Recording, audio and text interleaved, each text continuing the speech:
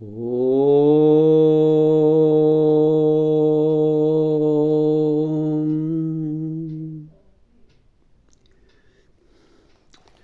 ಮುದ್ದು ರಾಮ ಮಂಜರಿ 30ನೇ ದಿನದ ಸಾಹಿತ್ಯ ಸತ್ಸಂಗ 3ನೇ ತಾರೀಕು ಇವತ್ತು. ಏನಪ್ಪ ಇದು ಅಂದರೆ, ನಾವು ನಿನ್ನೆ ನೋಡಿದ್ವಿ ಒಂದು ಚೌಪದಿ. ವಿನಯವಂತಿಕೆ ಇರಬೇಕು, ತಾನು ಅಭಿಮಾನ ಇರಬಾರ್ದು, ಅಹಂಕಾರ ಇರಬಾರ್ದು. ಅಂತಹ ಒಂದು ಚೌಪದಿಯನ್ನು ನೋಡಿದ್ವಿ. ಭೀಮನನ್ನು ಕುರಿತು ಆ ಹೂವನ್ನು ತರೆಯಲಿಕ್ಕೆ ಹೋಗ್ತಾ ಇರಬೇಕಾದ್ರೆ ಹಿಮಾಲಯದೊಳಗೆ ಆ ವಾನರ ರೂಪಿ ಕಪಿ ಅಡ್ಡ ಬಿದ್ದು ತನ್ನ ಬಾಲವನ್ನು ಅಡ್ಡ ಹಾಕಿಬಿಟ್ಟಿರ್ತದೆ. ಆ ಬಾಲ ದಾಟಲಿಕ್ಕೆ ತಕ್ಕೋ ಬಾಲ ಅಂತಾನವ ಭೀಮ. ಗದಾ ಚಲ್ಪಿಸ್ಕೊತ, ಕಪಿ ತಕ್ಕೋ ಬಾಲ, ನೀನು ಬೇಕಂದು ಎತ್ತಿಟ್ಟು ಹೋಗೋ ಮುಂದೆ ಅಂತಾನವ. ಆವಾಗ ಎತ್ತಿಡ್ಲಿಕ್ಕೆ ಹೋಗ್ತಾನೆ ಭೀಮ. ಅವನ ಶಕ್ತಿ ಸಾಲಲ್ಲ. ಯಾರು ನೀನು ಅಂತ ನಮಸ್ಕಾರ ಮಾಡ್ತಾನೆ. ನಾನು ಹನುಮಂತ. ನಮ್ಮ ಶಕ್ತಿ ಸಾಮರ್ಥ್ಯ ಕುರಿತು ನಾವು ಅಹಂಕಾರ ಮಾಡಬಾರದು ಅಂಥೇಳಿ ಆ ಶ್ರೀರಾಮ ಭಕ್ತ ಅವನಿಗೆ ಉಪದೇಶ ಮಾಡ್ತಾನೆ. ಆ ರೀತಿ ಅಹಂಕಾರನೂ ಪಡಬಾರ್ದು, ಶರಣಾಗಬೇಕು. ಯಾವುದೇ ಒಂದು ದೊಡ್ಡದಕ್ಕೆ, ಸಣ್ಣದಿರಲಿ ದೊಡ್ಡದಿರಲಿ ಅನ್ನುವಂಥ ಅದ್ಭುತವಾದ ಚೌಪದಿ ಇದು. ಮತ್ತೊಮ್ಮೆ ಓದಿ ಮುಂದೆ ಹೋಗ್ತೇನೆ. ಬಾಹುಬಲ ಹಿರಿದೆಂದು ಗದೆಯಿಂದ ತಳ್ಳಿದರೆ ಮುದಿಕಪಿಯ ಕಿರುಬಾಲ ಅಲ್ಲಾಡಲಿಲ್ಲ. ಭೀಮನ ಹಮಿಕಿಗಾಗ ನಿರಸನದ ಅರಿವಾಯಿತು. ವಿನಯ ವಿಜಯದತ್ತವರು ಮುದ್ದು ರಮಂ. ವಿನಯ ವಿಜಯದತ್ತವರು ಮುದ್ದು ರಮಂ. ಏನ್ರಿ ಶಾಂತಿ. ಈ ಶಾಂತಿಯನ್ನು ಕುರಿತು 7 ಚೌಪದಿಗಳನ್ನು ರಚಿಸ್ಯಾರ. ಎಷ್ಟು ಅದ್ಭುತ ಅಲ್ಲ. 7 ಚೌಪದಿಗಳು, ಸಪ್ತ ಸ್ವರಗಳಂತೆ, ಸಪ್ತ ವರ್ಣಗಳಂತೆ ಇವು ಈ ಮೌಲ್ಯ ಬಂದರೆ ಹಿರಿಮೆ ಈ ಪ್ರಕರಣದೊಳಗೆ ರಾರಾಜಿಸುತ್ತವೆ. ಈ ಶಾಂತಿಯನ್ನು ಕುರಿತು ಕೆರೆಗೆ ಕಲ್ಲೆಸೆದಾಗ ಅಲೆಯೇಳುವುದು ಸಹಜ, ಮತ್ತೆ ಅದೇ ಗಾಂಭೀರ್ಯ ಆ ನೀರಿನಲ್ಲಿ. ಕಷ್ಟದಲೆ ಎದ್ದಾಗ ನೆನೆ ಕೆರೆಯ ಈ ದೃಶ್ಯ. ಶಾಂತನೆಲೆ ಯೋಗ ಗುರಿ ಮುದ್ದು ರಾಮ.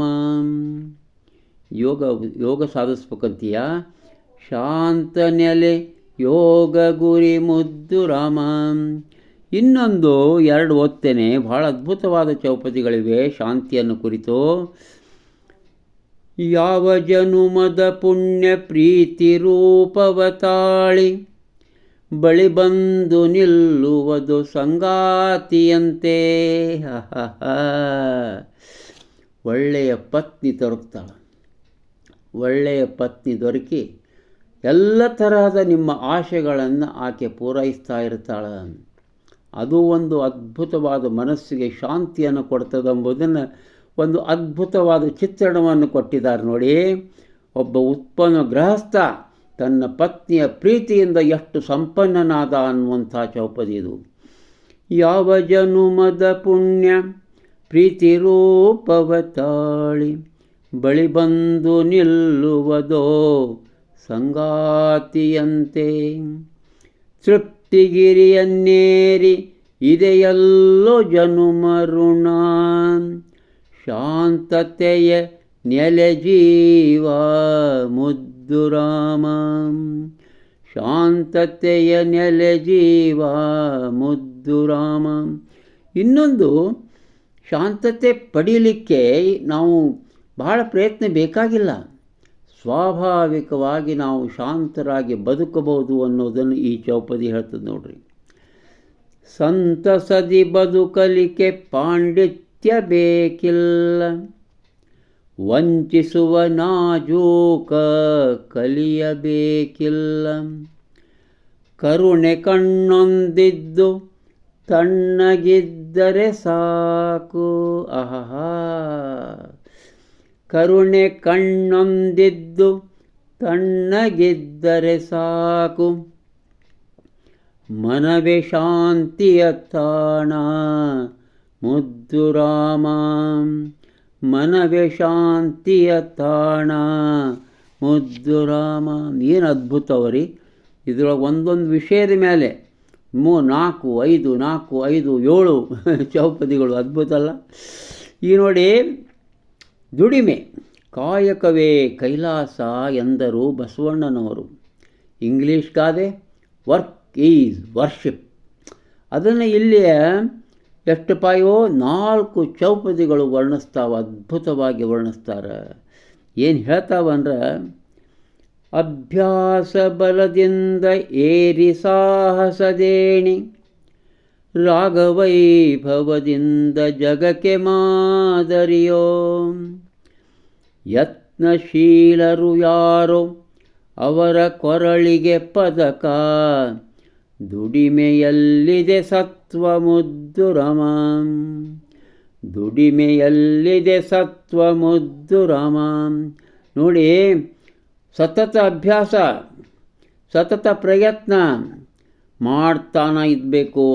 ಆ ಸತತ ಪ್ರಯತ್ನದ ಸಾಹಸದ ಏಣಿಯನ್ನು ಹತ್ತಾ ಇರಬೇಕು. ರಾಗ ವೈಭವದಿಂದ ಎಷ್ಟು ಮಂದಿ ದೊಡ್ಡ ದೊಡ್ಡ ನಮ್ಮ ಇವರು ಗಾಯಕರು, ಅಬ್ಬಾ, ಕರ್ನಾಟಕಿ ಸಂಗೀತ ತಗೊಳ್ರಿ, ಹಿಂದೂಸ್ತಾನಿ ಸಂಗೀತ ತಗೊಳ್ರಿ, ಎಷ್ಟೊಂದು ಅದ್ಭುತವಾಗಿ ಅವ್ರು ಹಾಡ್ತಾರೆ. ಅದು ಸಾಧ್ಯ ಆಗಿದ್ದು ಹೆಂಗೆ? ಅಭ್ಯಾಸ, ಸತತ ಅಭ್ಯಾಸ. ಅವರಿಗೆ ಅದರ ಕಡೆ ಒಲವಿತ್ತು. ಹಗಲು ರಾತ್ರಿ ಅದನ್ನೇ ಧ್ಯಾನ ಮಾಡಿ ಅದನ್ನು ಜಗಕ್ಕೆ ಇವತ್ತು ಮಾದರಿಯಾಗ್ಯಾರ ಅಲ್ಲ. ನಾವೊಬ್ಬರ ಇಬ್ಬರ ಎಷ್ಟು ಮಂದಿ ಹೆಸರು ಹೇಳ್ಬೋದು. ಇದ್ದವರು ಸಹ ಅದ್ಭುತವಾದ ಹಾಡುಗಾರರು.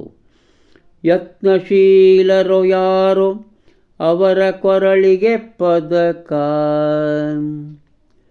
ಯತ್ನಶೀಲರು ಯಾರು ಅವರ ಕೊರಳಿಗೆ ಪದಕ, ದುಡಿಮೆಯಲ್ಲಿದೆ ಸತ್ವ ಮುದ್ದು ರಾಮ,